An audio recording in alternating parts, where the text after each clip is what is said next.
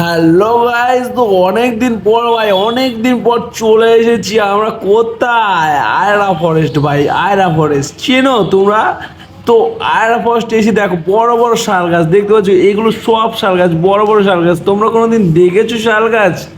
তো দেখলে কমেন্টে অবশ্যই জানাবে, ঠিক আছে?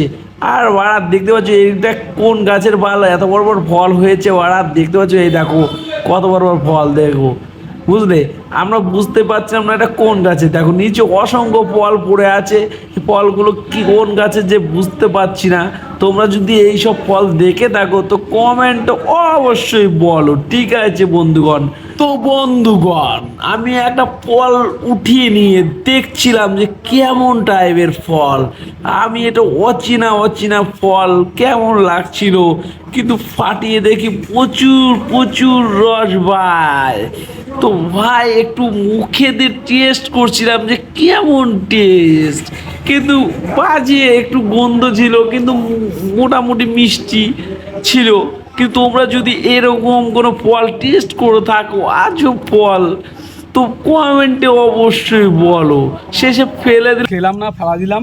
ঠিক আছে, তোমরা লাইক কমেন্ট শেয়ার করো আর বলো এগুলো কি ফল, এগুলো কি ফল, আমি জানি না এগুলো কি ফল। ফলটা দেখিয়ে দাও, দেখিয়ে এই দাও। দেখো কি ফল, দেখো চেনো এই ফলের, এই ফল কি?